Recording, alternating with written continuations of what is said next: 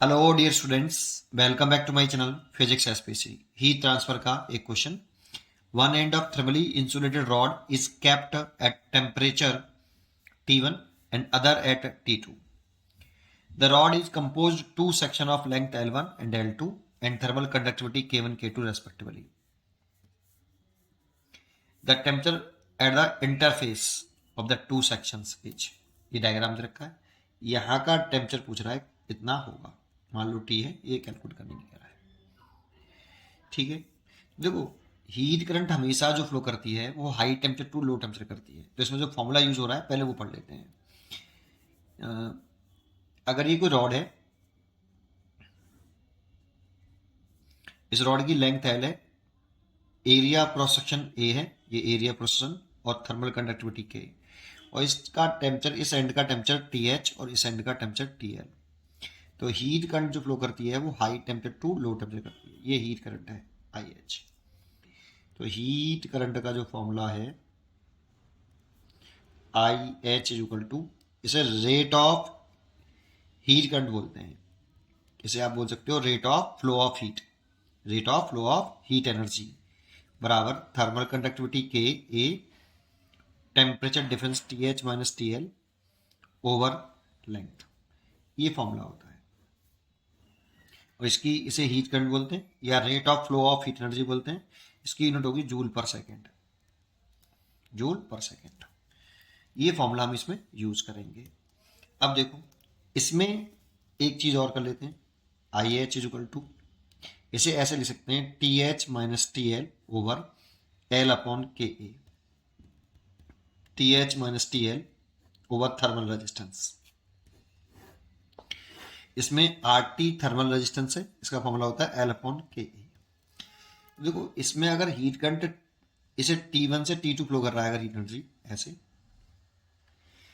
तो ये एक इसका थर्मल रेजिस्टेंस मान लो इस रॉड का, ऐसे मान बना सकते हो।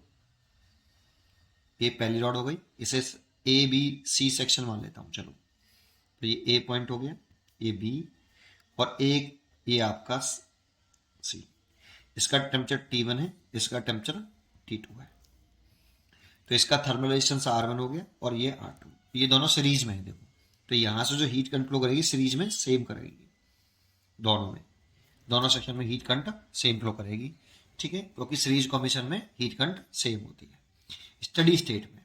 ठीक है, अब करना क्या है कि हीट करंट अगर सेम है तो heat current section A B की और heat current section B C की इक्वल होगी, क्योंकि सीरीज कॉम्बिनेशन में हीट करंट सेम होती है। तो ए से बी तक के लिए हीट करंट का फॉर्मूला लिखें तो आप ये डायरेक्ट ये लगा दूँ के करके नहीं, या फिर ये वाला लगा सकते हो। मैं ये लगा देता हूँ। तो के वन, एरिया पोर्शन सेम है देखो दोनों का।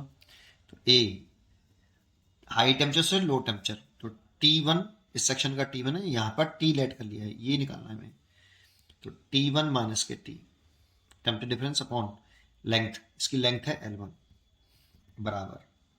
अब इस सेक्शन का लिख लो B से C तक के लिए। तो K2 थर्मल कंडक्टिविटी है, एरिया क्रॉस सेक्शन सेम है, एरिया पोर्शन है सेम है, और टेम्परेचर डिफरेंस लिखें तो हीट इधर से इधर फ्लो कर रही है, तो ये हाई टेम्परेचर है, ये लो टेम्परेचर है। T माइनस T2, इस सेक्शन का T2 दे रखा है, ये सेक्शन का T दे रखा है, डिवाइड बाई लेंथ हो गई L2।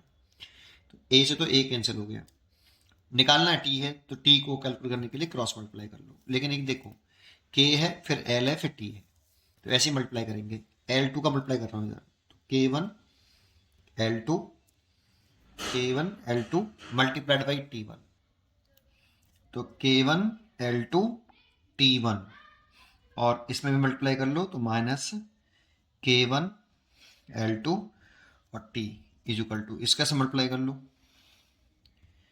K2 L1T minus K2 L1T2। T वाले को एक तरफ ले लो, तो इस वाले को इधर ही रहने देते हैं, इसको इधर ले आया हूं और इसको इधर ले आते हैं। तो K1 L2 T1 इसको इधर लेके आएंगे तो प्लस का हो जाएगा K2 L1 T2 बराबर, इसको इधर ले आएंगे तो K2 L1 T plus K1L2T, T common ले लो, बाकी के बच्चे को डिवाइड कर लो, तो T इज इक्वल टू, यहाँ से T कॉमन ले लिया और डिवाइड कर दिया, तो K1L2T1 plus K2L1T2 over, divide करें, K2L1 प्लस K1L2, T निकले आया। तो चॉइस चेक करें, K1L2 है, K1L2 K1L2 K1L2 इसमें है, K1L2 T1, तो K1L2 T1 ठीक है, मैच कर रहा है देखो, plus K2L1 T2, K2L1 T2 और K1L2 और K2L1, ठीक है, सी चॉइस इज करेक्ट। पढ़ते रहिए और खुश रहिए, थैंक यू।